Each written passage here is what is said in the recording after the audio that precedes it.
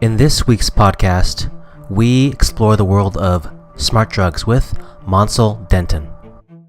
I knew that a daily set of tasks done repetitively with discipline would really lead to success in whatever I was trying to achieve, and nootropics could help to achieve that. And so I initially started looking for things that could help with focus and concentration, and I started with the most basic thing, which was caffeine.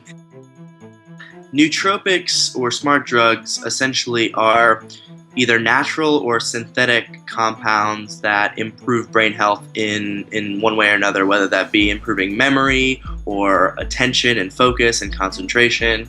And a lot of high performers use them to improve the quality of their work or how long they can work, something that's very important for entrepreneurs and day traders especially. A lot of the nootropics that are thought to improve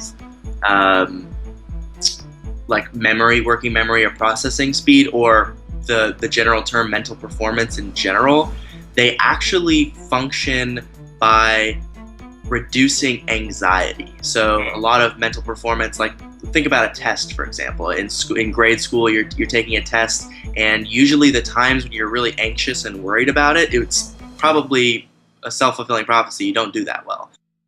From the outside looking in, it can sometimes appear that peak performers have an elusive talent or skill that sets them apart from the rest of us. However, what usually sets peak performers apart isn't what they can do, it's what they will do.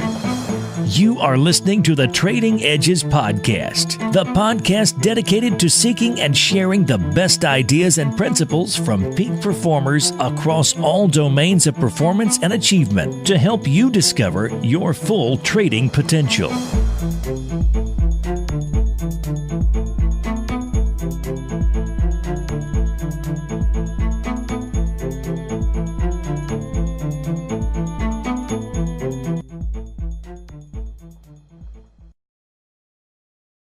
Hello, ladies and gentlemen. This is Houston, and welcome to episode 29 of Trading Edges. Now, in this week's episode, we're going to be exploring a rather esoteric topic in the domain of performance enhancement, and that's the world of smart drugs. Now, if you've seen the movie Limitless, then you probably know what I'm talking about. But if this is the first time you're hearing about or learning about this topic, then I think this will serve as a very good intro and primer to smart drugs. The big takeaway I'd like you to walk away with from our conversation today is that there really are no quick fixes or biological shortcuts. So let me say that again. There are no quick fixes or biological shortcuts. In this episode, you'll hear Mansal and I discuss our experiences with nootropics or smart drugs, but I think one of the most important perspectives you can take is to recognize that smart drugs are at the top of the performance pyramid.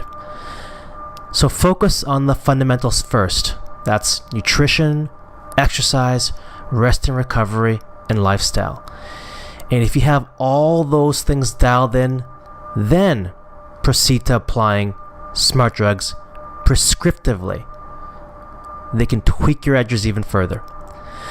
The other big takeaway is the Braverman assessment that Mansal and I discussed near the end of the show.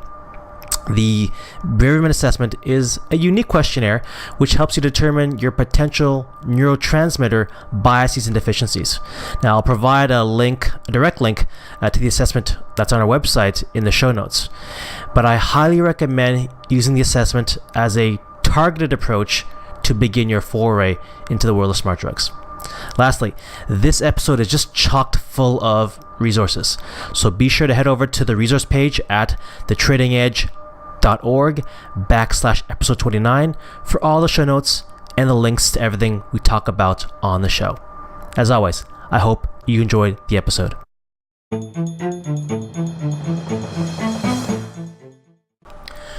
Welcome everyone to episode 29 of Trading Edges.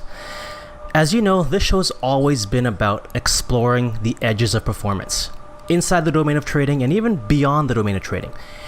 And in this episode, we're doing exactly that. In this week's episode, we're going to be talking about and diving into the esoteric world of nootropics, better known as smart drugs. And to that end, I've invited today's guest to share with us his insights and experiences around this world of nootropics. Today's guest is entrepreneur and nootropics researcher Mansal Denton. Now, Mansal is the co-founder of Nootropedia.com, which is an unbiased and accessible info resource on nootropics and smart drugs. He has founded a number of startups, including a nootropics e-commerce company that he sold back in 2014. And in his spare time, he likes to explore his mind, other people's minds, history, travel, and writing. And he's got a very interesting story. So Mansal, welcome to the show today. Thanks so much for having me, Houston. You bet. It's great to have you on. So we were just talking a little bit about Mansal's background before we started today, and he gave me a very interesting story. But let's just open it up in the beginning here by just getting Mansal to share with us. What's your background, and how did you get into the world of researching nootropics and even trying nootropics? Yeah, I think that little background story before we started recording has probably thrown off all your questions. I know, I have to reframe things now. But my background, as I've said in the past, and it's really centered around one thing that's happened in my life that has led to a lot of introspection and changes. And one of them, I got arrested in 2011, and what came from that was a curiosity about my decision making and where my decision making was going wrong, what was causing me to take shortcuts, what was causing me to maintain the bad habits that I had. And this led down a myriad of rabbit holes. Obviously, there was the philosophical kind of debates that I had to ponder and think about myself, as far as attachment to certain things and fears and the more esoteric conversations one has with himself. And then there was the more tangible, like what are the foods that I'm putting into my body that are changing the way my brain works, and why am I doing that? And so it was kind of this one big thing that happened in my life. It kind of reverberated into everything else that I did. And with nootropics, it was very much about, like, how do I make better decisions? How do I focus on the things that I want to achieve instead of making poor decisions? Right. And as traders, we really resonate with what you said there. How can we make our best decisions? And before I explore that, so I'm sure the audience now is kind of hanging on their seats saying, well, how did this guy get arrested? Can you share that story? What happened to you, and how long did you spend in prison? Yeah, I'll try and keep it short, but essentially when I was in high school, as many high schoolers are, it was a period where a lot of insecurities, especially with my relationships with women, led me to take more drastic action than I really needed to. And there was a woman that lived overseas, and I without becoming an excuse, I felt that I had to go and be with her. And in order to do that, I worked at a museum, and I stole some documents from the museum and sold them in order to fund my living in Switzerland. And I was caught a couple years later, and it took about 4 years after that before I actually was finally sentenced to prison. And I spent 6 months there as a result in the latter half of 2014. And it's amazing you're saying that you had an 8-year sentence, but you were lucky enough to have it kind of taken down to only those 6 months. So yeah, I think it definitely could have been a lot worse, and I think the judge was aware of what I was capable of, but at the same time was also wise enough to realize how much benefit I could have from spending at least some time in that environment. And it's something that sounds weird to a lot of people, but I'm incredibly grateful that I had that opportunity, and that I went to prison, because it really is the best thing that ever happened to me. Wow, incredible. Well, like I said before, I'm happy that you're out and that you're in the community and sharing with us all your insights and experiences. So share this. So what has nootropics, and maybe we can take a step back. Maybe first of all, if you can define for people who may be late to the subject, what exactly are nootropics or smart drugs? And secondly, just in your experience, what have you what have you played with, and what have you had as kind of results or seen in your trials or experiments? Well, nootropics or smart drugs essentially are either natural or synthetic compounds that improve brain health in one way or another, whether that be improving memory or attention and focus and concentration. And a lot of high performers use them to improve the quality of their work or how long they can work, something that's very important for entrepreneurs and day traders especially. What I've found to be really rewarding with nootropics, which is again kind of esoteric, but I'll speak to the specifics later, is the fine line that one has to walk with any powerful tool, because nootropics can easily become another abused substance that is used for the purpose of trying to cover some kind of insecurity or to run away from some kind of pain or run away from some discomfort. And it's been interesting for myself to find what works on a time frame that is sustainable and viable, not leading to burnout or something like that. And so perhaps this speaks more to my mindset in general, but I have found the philosophical and mindful aspects of nootropic usage to be incredibly useful for me. When it comes to the practical things with nootropics, I find that I'm a big proponent of using them and testing them on yourself, but in my experience, they're all relatively useless unless you focus your energy as well on the big things that matter, like eating properly, getting enough sleep, and exercising. Right.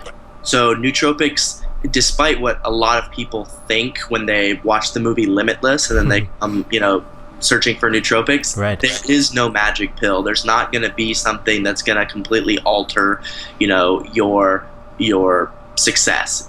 Really, it's a matter of doing the big things that make a difference every single day, doing them with diligence, and then realizing the opportunities to sparingly use these tools, these nootropics, to make a difference. And one example of that for me is modafinil has been a big help for me, but it's not something that I use every day. In fact, I am very strict that I use it once a week, and I cycle off for a few months at a time as well. I love the way you talked about, kind of responsibly using nootropics, and I've talked about this in the past with some traders at other presentations, and I kind of echo your sentiments. Is that if you think of what we can be doing as performers in kind of a pyramid box, or in kind of a pyramid, there's so much more that we can be taking care of at the bottom levels of the pyramid, right? Like you said, exercise, nutrition, rest and recovery. And at that peak of the pyramid would be where I would put nootropics. It's kind of that last little bit where you're trying to squeeze that edge out.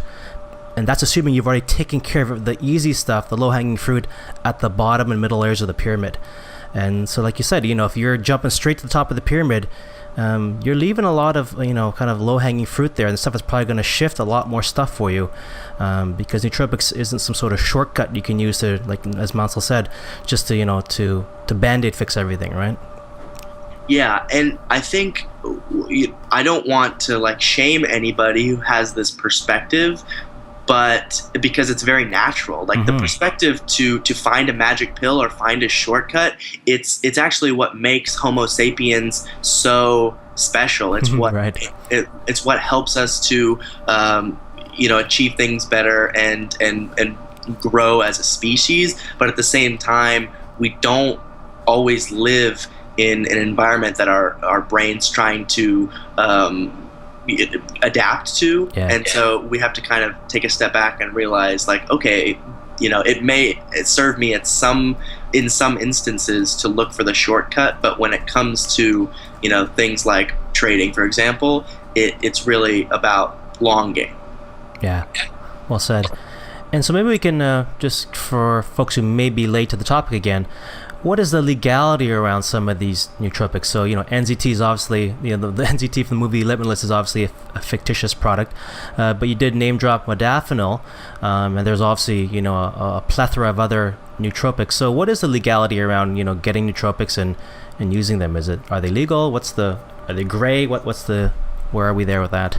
So nootropics is a very broad term, and it encompasses a wide variety of supplements, many of which we use like on a daily basis. I mean, some people consider caffeine to be a nootropic. Other people consider like fish oil or green tea to be have nootropic effects. And so there's plenty of nootropics that are completely legal. They're things you probably take every day. And there's herbs and things that are completely above board, and they're regulated by whatever the organization of your country. And then there are the products that are in the gray area, and one thing that comes to mind with these gray area products is the Rastam family. And Rastams, Brastam, Anarastam. These are all from one family of synthetic drugs that were developed for improving memory formation or preventing cognitive decline in Alzheimer's and senile dementia patients. And many of them are still used as prescriptions in other parts of the world, like Russia and Eastern Europe, but in the United States, they're basically unregulated. So if somebody were to purchase them online and use them, they're fine to use, but they can't be sold over the counter. They can't be sold as a supplement or as a prescription. So it's very difficult to find them in a brick and mortar store, but it's quite easier to find them online without any kind of problems. Right. Then, of course, you've got the nootropics and related compounds that are completely illegal. Modafinil in the United States, it's kind of in a gray area as well, but technically it's illegal to have because it's a prescribed drug. However, if you use it when you're in Colombia, where it's over the counter, for example, and you come back to the United States, then usually there's no problems through customs or anything like that. However, something like Adderall definitely is prescription, and so it's illegal. So it really, really depends on what it is that they're looking for as far as the legality. But I would encourage them to look online for any of the products, because just because somebody's selling it doesn't mean it's legal to have. Right. Well said. And so definitely it's very dependent on your jurisdiction. So obviously if you're living in Russia, it sounds like, some of the things you probably need a prescription for. And I get that in North America, we're a little more lenient. A lot of the stuff you can, like as Mansal said, you can just find online. It doesn't seem to be, it doesn't seem to be any issues buying them without a prescription. And so maybe you can share with us then, so as you talk about nootropics, what are some of the kind of, in your minds, what are some of the do's and don'ts around the usage of nootropics? You already talked about how you kind of use it a bit, but what are some of those do's and don'ts? I think one of the main don'ts, in air quotes, is to try and solve all of the cognitive problems or desires that one might have at one time. And people fall victim to this when they're excited because they read about it somewhere, or they watched the movie Limitless, and they they just try and find like 3 different things that can help with memory, and then another thing to help with anxiety, and then 2 more things to help with concentration. And they go from literally 0 to 100. They're taking nothing to taking 5 to 10 supplements at one time. And it confounds every, variable when it comes to understanding like what's actually making a difference. And I actually have a history degree, but luckily both my parents have PhDs, so I have grown up in a very scientific background. But one of the biggest mistakes I see people make is they don't take a scientific approach to their body. Yeah. And they don't realize that they won't understand what is going on with the nootropics if they have so many different variables that they can't decipher. And so one thing I would recommend is people just, it doesn't have to be a big, production where it costs a lot of money to get these different devices and blood tests and do all this kind of things that a lot of biohackers like to do. It could just be as simple as taking something and being aware of how it feels. Like, what does it feel like in your body to have this one nootropic? And that there's flaws to that. It's not completely scientific, but it's at least a starting point for a lot of people that get overzealous and would like to try every nootropic at once. Right. Yeah, and just to share my experience, I came across nootropics through my own kind of foray into the world of supplements. So I'm a pretty active person, and I like working out and that kind of stuff, and that kind of led me from taking some of the regular gym supplements to kind of coming across some of these other supplements that have, as Mansal mentioned, the ability to actually improve your a number of things like your memory and how quickly you can learn and so forth. And what Mansal's saying is, I think, is so dead on, is that you really want to be approaching this.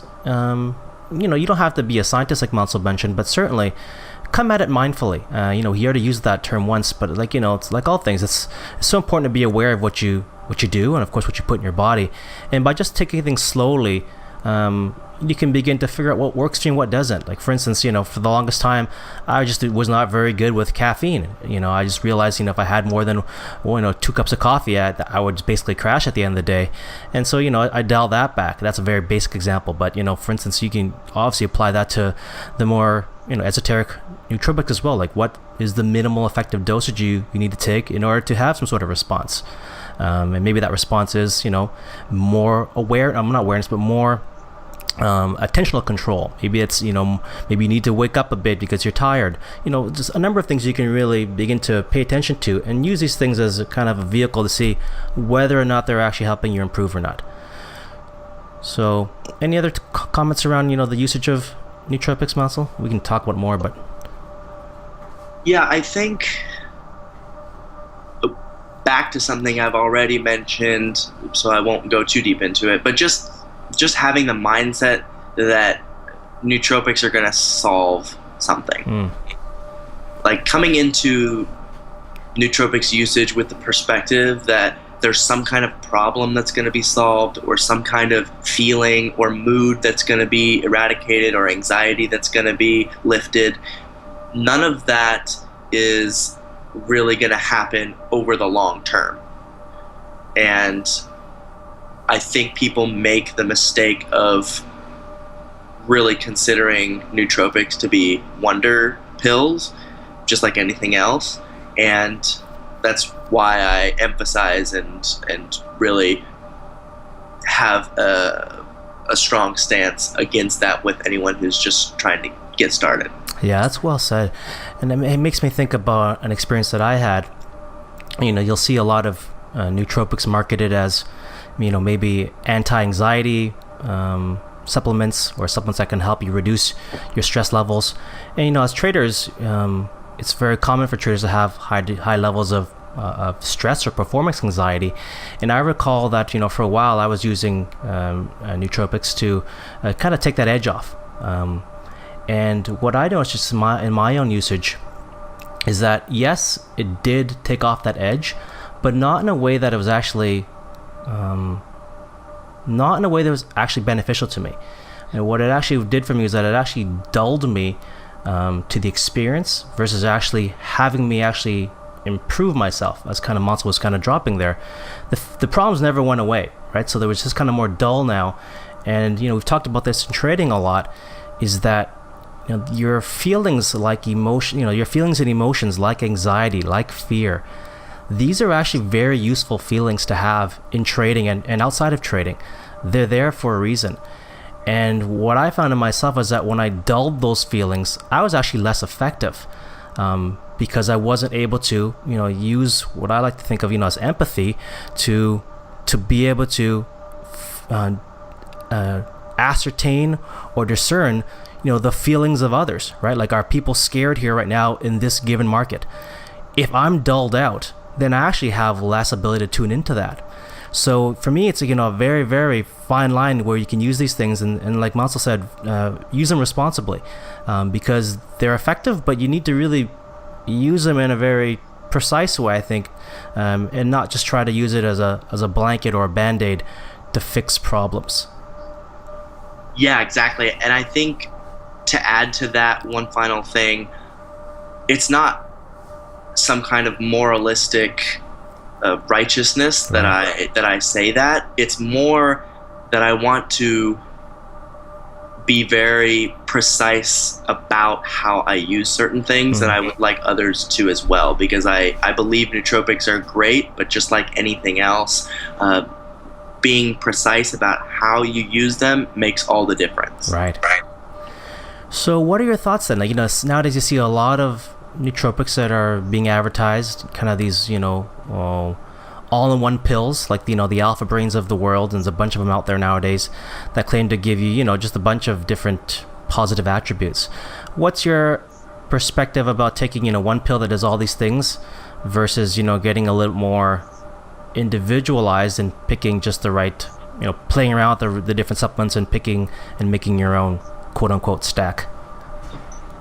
Well, I think, assuming everybody who is interested in those kinds of nootropics is already covering their bases with regard to sleep and diet and such, it's not bad to look at those unique stacks. It's probably less efficient, though, because, I'll take Alpha Brain, for example. They have done arguably a great job in terms of being transparent with their ingredients, and they actually had a study from Boston University that was done in order to kind of ascertain the true benefits or side effects of Alpha Brain. But at the same time, as a consumer, it is, again, confusing you as to the variables that are impacting your cognition. And it's kind of an easier way. And, I'll preface that by saying that's okay if you prioritize other things in your life and it's more valuable to choose Alpha Brain so that you don't have to worry about it and you don't have to decide and research about it. That's fine. That's hopefully a conscious choice. And the only drawbacks with that is you don't know which specific thing is helping improve your cognition, and you don't know how much.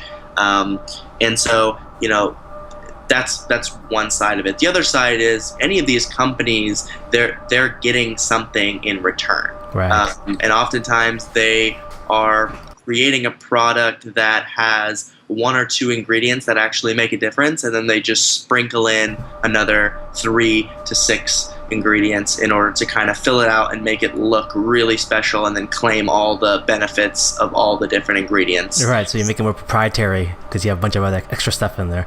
Right. Yeah. And so, anyone who's looking to take Alpha Brain or something like that, it will definitely dull their ability to have an awareness of what helps them specifically, and that's a loss. But that's kind of something that comes with the territory. Right. And so so let's talk about it some more then. So how would you recommend people kind of get into it? So where should they start? Is it just a matter of like figuring out, all right, where am I maybe deficient, or maybe where do I want to improve, and then find something from a resource like your website, nootropedia.com, and see what might be effective for them? What's your opinion there?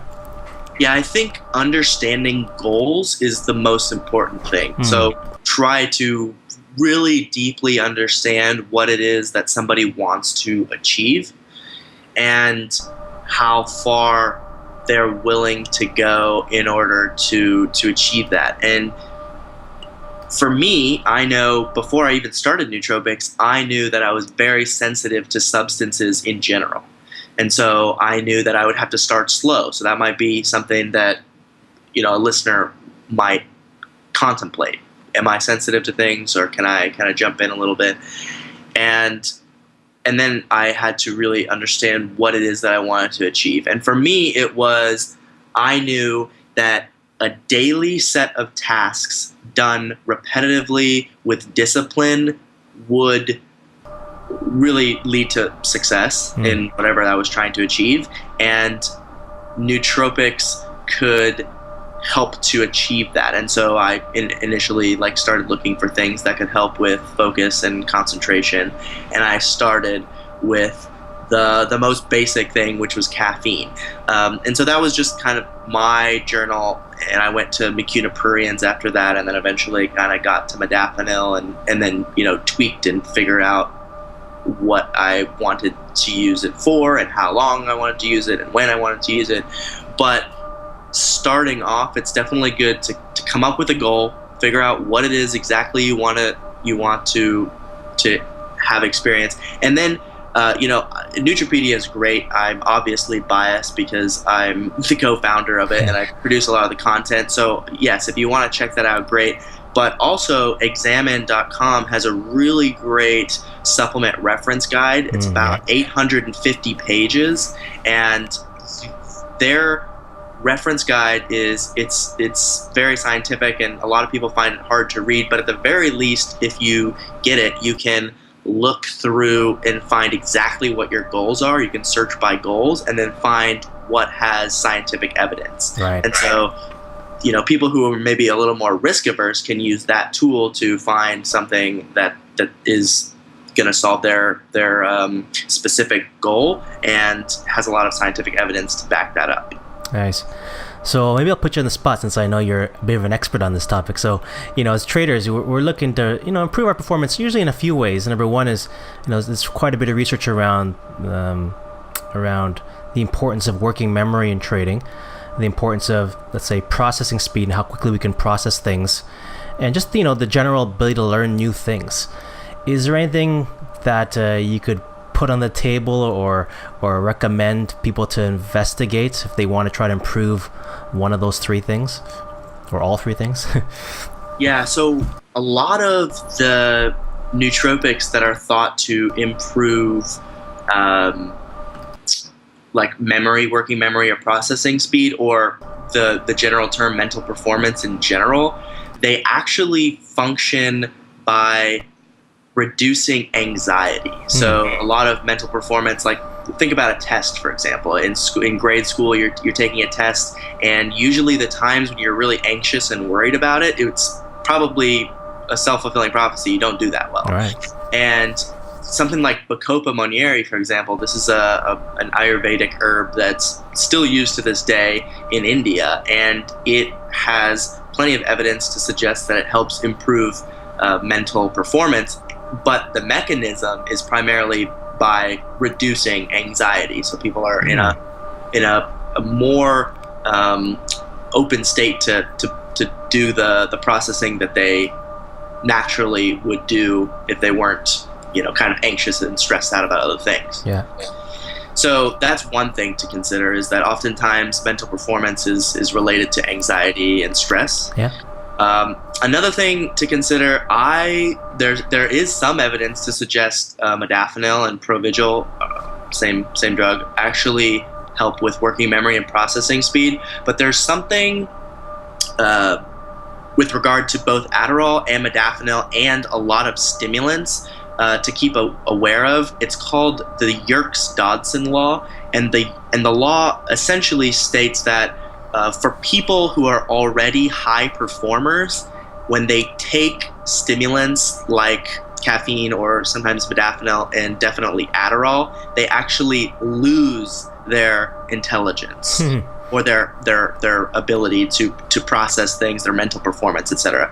Not actually intelligence, I misspoke, but their mental performance. Interesting.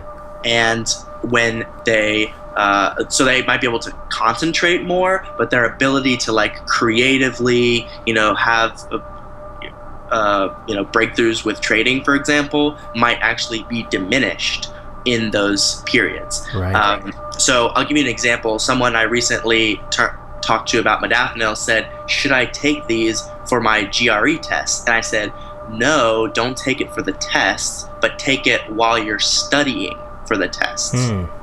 And so he will have more concentration, longer work days to prepare for his exam, but then the exam itself, it might not be as useful to take the drug. So that's something to keep into consideration, which is very counter to what most people would claim as far as those drugs. But those are a few of the things that I've learned.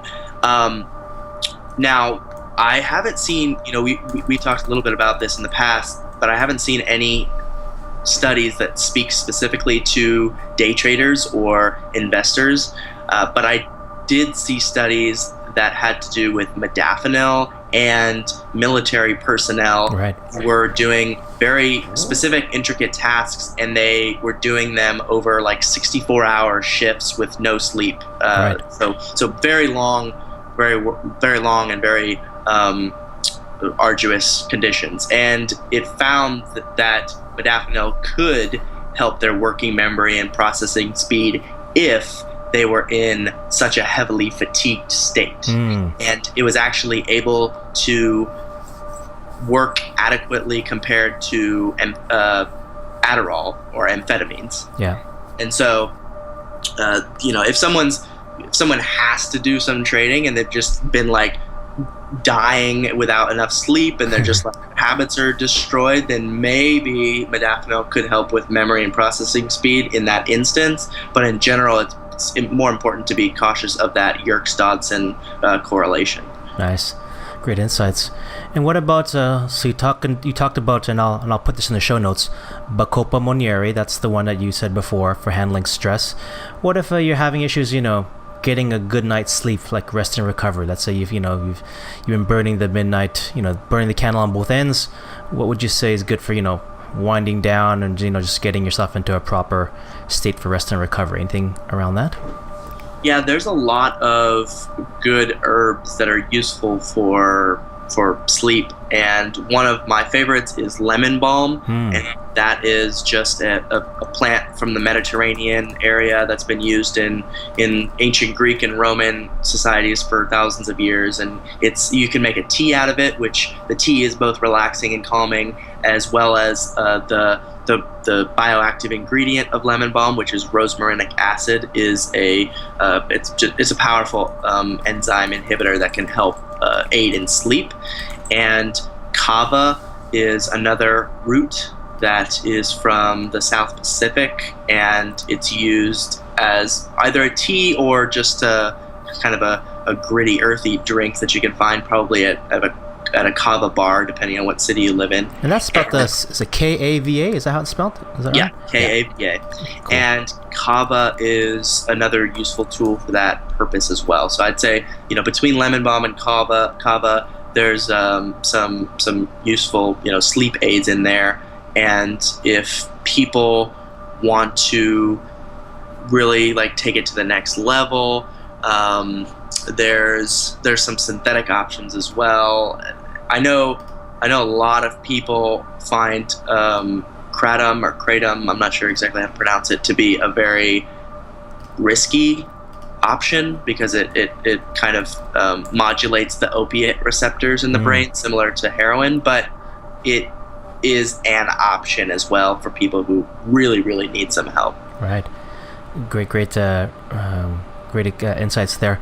So can you share, how do you use nootropics? You kind of shared a bit about maybe using modafinil now and then, but can you share what's it look like for you? How do you incorporate it into your life? I know it sounds like you're very productive. and you have a focus on making right decisions. So how do you use it in a way that's responsible and serves your needs? So with modafinil, like I said, it's something I take once a week, and I take it very early in the morning so that it doesn't affect my sleep later at night. I take fish oil daily. It's something that I just know I'm deficient in.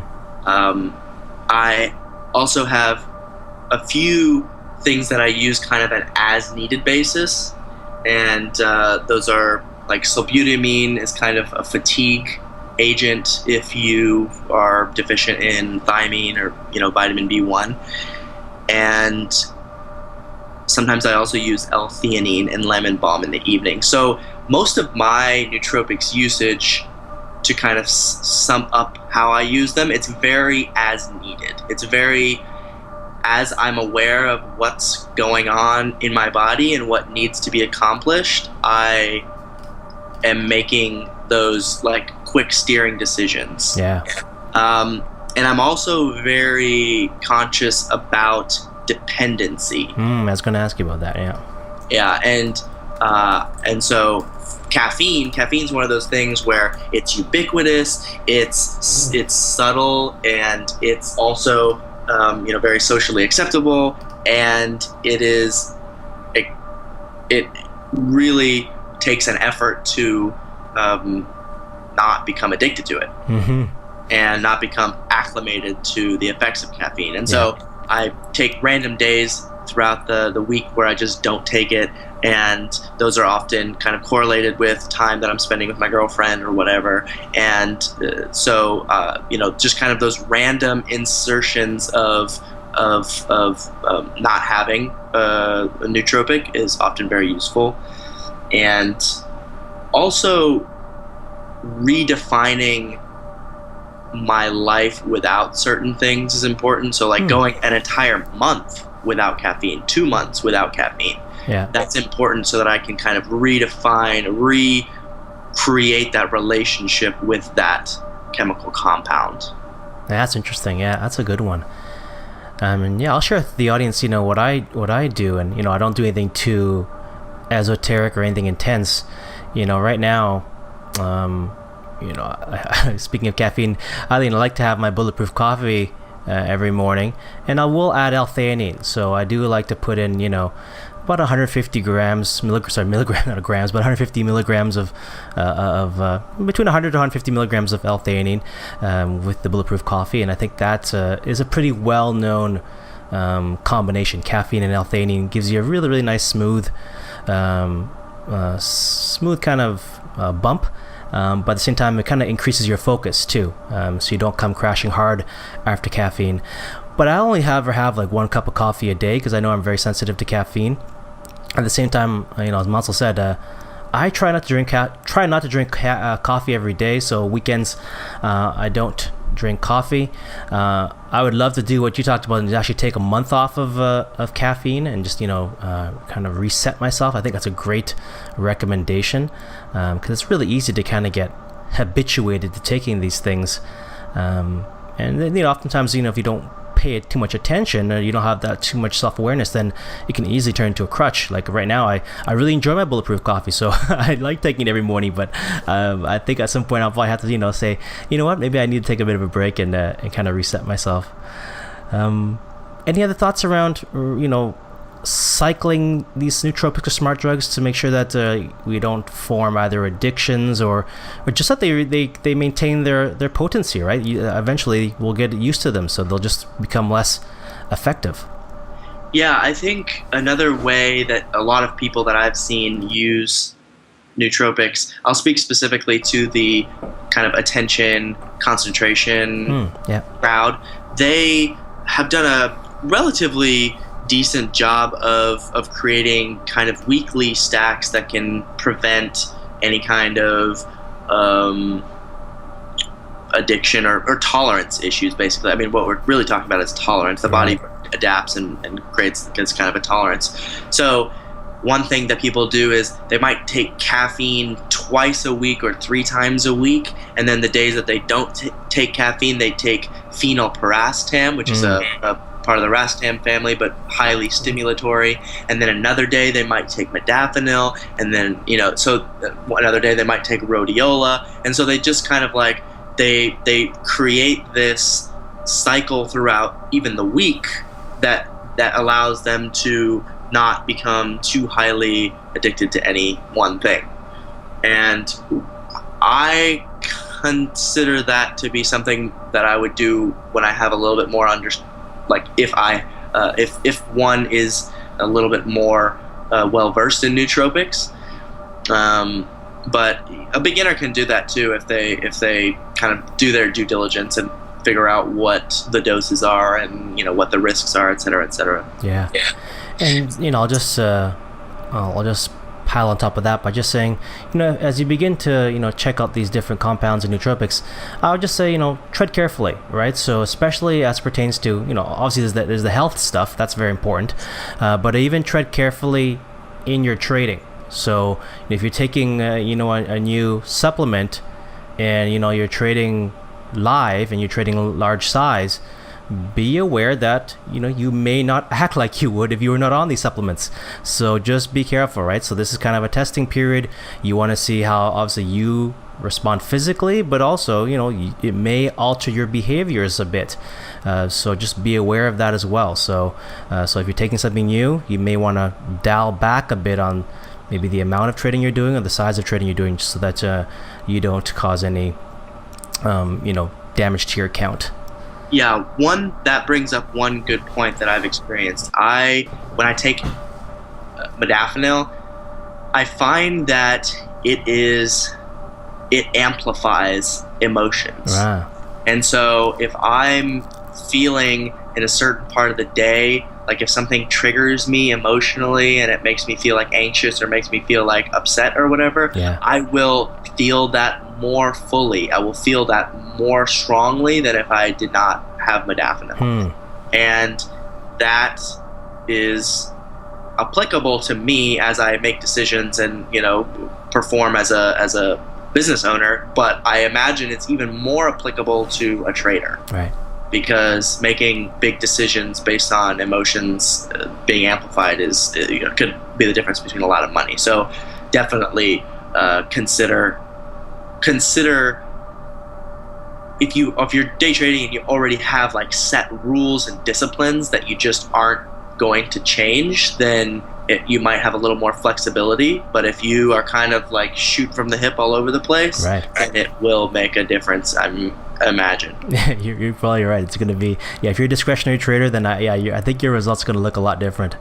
So let's change gears a little bit here, but we're still going to kind of be in the same track. But what do you do to get the best out of yourself? So before we started talking today, before recording, we talked about mindset. But what else do you do other than the nootropic stuff? How do you find your edges? How do you kind of maximize your edges? What are you doing, whether on mindset or thinking or process, any of those things? Well, I think I push my edges the most in terms of emotions, because I think pushing your edges of like what you find emotionally like scary or what have you is the most beneficial thing that you can do. And I'm lucky, I live in Austin, Texas, and so I have organizations like, there's something called circling, and circling is a way where you basically go into a created space by a group of people where you're just are with the feelings and emotions that come up in the moment. So it's just being present with other people. And it's amazing how this practice of circling very quickly like turns into like crying and very emotional like outpourings, because there's just so much stuff there under the surface that we don't allow ourselves to experience, and oftentimes we don't have the space to experience it. And that's kind of one of maybe some of your listeners might not be ready for that, but that's kind of one of the throw yourself under the bus types of situations. As a man in modern culture, I feel that a lot of society fails the masculine role. And one good thing that I've done is called Mankind Project, and that's a weekend retreat and continued group that explores masculinity, what it means to be a man, what it means to be with other men and relating to other men, and those push the same kind of emotional triggers as circling, but in a different way.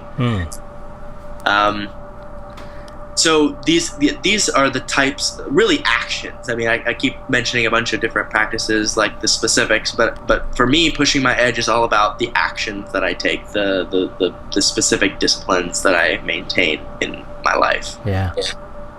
And it sounds like, I think at the core of that, it's about being willing to experience discomfort, right?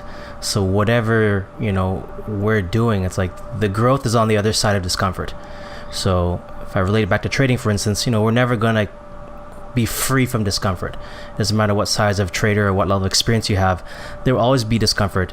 And instead of trying to shy away from those discomforts, we need to be stepping into them, because that's where the growth is. So for instance, I think most people can relate to what it's like when you try to grow or you try to trade larger size, right? So if you're used to trading, let's say 5 contracts of futures, jumping to 6, 7, 8, 9, or 10, right? It's very, very uncomfortable because you're not used to the level of uncertainty, the amount of the level of fear, the potential for loss, all those things. But guess what? Like, that's where all the growth is going to be, right? And instead of sort of shying away from those feelings of discomfort, the best you is on the other side, is what I'm trying to say. So Mansal's talking about some practices that causes him to get out of his comfort zone, and I think it's important to do that wherever we are, right? Inside of trading, outside of trading, whatever forces us to get outside our comfort zone, because it's too easy to just kind of sit back and be that kind of armchair quarterback, right? Saying everyone else should do something, and you're good the way you are, right? Yeah, I mean, and I just in realizing some of the practices that I've mentioned may not be applicable or may not even be available in the cities where your listeners live. So some more basic things is just like, don't eat for a while. Just fast. Fast for a while, don't eat. See how that discomfort resonates with your body, and see how long it takes for you to become comfortable with that discomfort. Take a cold shower. Take a cold shower every day for a couple months. See how your body handles that discomfort. Maybe stop eating foods that aren't very bland for a while. A lot of the Stoic philosophers used many of these methods intentionally to create that kind of discomfort, and I see a lot of benefit in it from an emotional point of view, but also just like pure practices to put yourself in discomfort are always going to serve you. Yeah. It doesn't matter what it is, it's going to serve you. Exactly, man. So I didn't think we were going to take that conversation that direction, but I'm glad we did, because it's a really, really good message. So I want to be respectful of your time here. We're coming up on our allotted time. So going back to nootropics for a second. So do you have any top recommended books or resources that people can check out if they want to learn more? They want to start get more started, or if they just want some more resources to drill more deeply? Sure. Yeah. Shameless plug. That's kind of what Nootropedia is all about. We believe there are really great resources that already exist, and I've mentioned one of them, examine.com, but at the same time, there's an accessibility about Nootropedia that I find resonates with a lot of people. And so if you're interested in nootropics, you can go to nootropedia.com. We've got a 5-day course that you can sign up for, which will kind of help walk you through the initial steps to utilizing nootropics. There's also posts. You don't have to sign up for anything if you don't want to. There's also just regular posts regarding signing up and stuff. And then another thing that I would really consider is there's really great communities online and beginners guides in those communities, namely Reddit. The Reddit nootropics subreddit has around 75,000 people. It has an entire FAQ for beginners, a entire guide for beginners, and it has a huge community of people that are willing to answer questions. And a lot of times, just inoculate yourself to the usual snarky, sarcastic comments on Reddit, but you'll find a lot of people that are willing to help either way. And so that's a great resource as well. And with those two things, I think you'll be well on your way and have plenty of reading materials that'll help you, kind of conquer whatever it is you're trying to achieve. Right. And I found a book recommendation from that Reddit, that subreddit site, and it's a thing. I think it's one that's quite popular in the nootropics community. That's The Edge Effect by Eric Braverman. Have you heard of that book? Absolutely, yeah. Yeah. What's your thought about that book? I'm looking at it right now. Oh, are you? Okay. It's a great book. It's to me, it's the epitome of what people should be focused on, because a lot of what he talks about is how dietary and lifestyle factors influence brain chemicals. But he also focuses on this very specific concept of knowing your unique brain. And he has the Eric Braverman skill assessment that you can take and kind of understand deficiencies and for the brain chemicals that are in whomever's specific brain. And there's a lot of advantages to this. I've found some really cool insights as a result of that. I think it's a more holistic picture to the concept of nootropics as opposed to a specific practical guide on starting with nootropics. Yeah. But it's someone who's interested in jumping right in and kind of learning all about it. It's a great book. Yeah, and I have that book on one of my top recommended books list, just because it's a good book, as Mansal said, to kind of understand your brain chemistry, right? So that helped me understand, okay, that's why I may be the way I am, or maybe that's where I may be deficient. So it's an interesting read. It's not entirely 100% scientific in the sense that you can't really it's not quantifiable, but at the same time it's good to understand kind of how we work at that kind of high level. But if you're interested in that assessment, I'll post a link in this show note. That assessment that actually shows you where you're maybe deficient in certain neurotransmitters. It's a good assessment to do just so you can begin to start your exploration process. It's a really easy way to begin your journey. So another good book that I ran across a while back was another one called Ultramind by Dr. Mark Hyman.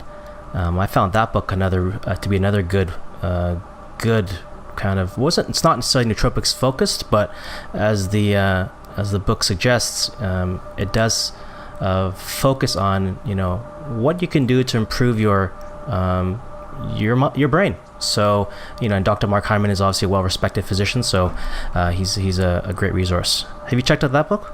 Yeah, absolutely. Yeah. I mean, between the Ultramind Solution and the Edge Effect, you're speaking to essentially the two main books of 2013 that led me down a path of the nootropics world. Cool. Yeah, those are definitely two great places to start with for improving brain health. Awesome. So before we wrap things up, so I know, Mansal, you're telling me about a really fun sort of quote unquote project you're working on in the near future. Do you want to share with the audience quickly what you're up to, and then maybe if they found your stuff insightful and they want to learn more or follow you, where's the best place people can connect with you and follow along more? Yeah, so one of the fun little trips that I'm doing with my girlfriend, since I work remotely and she is soon to be in the same position, is we're going on a few road trips, one of which we're going in Iceland we're going for about 2 weeks around the island, and then we're doing a 3-month road trip across the American West, and we're living in a converted 4Runner. So nice. We're going to kind of convert it and put a bed in the back and live out of that for a while. And I have the flexibility to be working from home, so that's kind of offered me a lot of luxury there. And it's just another opportunity to travel, see what I I like and don't like about other places in the world, and see what I like and don't like about living with my partner and living in that proximity with my partner. And just it as with anything, I look at it as kind of a growth opportunity. And if you're looking for a way to keep up with me specifically, you can follow me on Instagram at Mansal Denton. Honestly, I'm not so popular that you can't just find me on Facebook, Mansal Denton. I'll send Houston to add it to the show notes. But if you want to send me a message on Facebook, that's cool, because I primarily on the internet, primarily what I do is write for news outlets like Entrepreneur or Elite Daily, Huffington Post, etc. And so I tend to kind of aggregate all those writings on Facebook. And I should probably come up with a website of my own by now, but I don't have the patience for it. So anyway, just add me on Facebook. Sounds good. Well, thank you, Mansal. You shared a lot of stuff today, and I really appreciate you taking the time to share with us your experiences and your insights. Absolutely, man. It's good to come on, and I enjoyed it. Hopefully we get some good feedback from people that had some insights as well. Absolutely. Yeah, as usual, if you we dropped a lot of resources and a lot of different products on today's show, so you can find all these resources at the show notes. So head over to thetradingedge.org. This is /episode 29. If you head over to that link, then we'll have everything posted there for your viewing enjoyment. All right. Thank you, Mansal, again. Really appreciate your time today, man. Absolutely, buddy. Thank you. Okay, take care. Thank you for listening to this week's episode. By the way, I sent out a weekly newsletter where I share my latest insights, as well as articles, videos, and performance tips and tricks that have caught my attention during the week. So, if you're interested, come over to the blog at thetradingedge.org to sign up for my weekly newsletter.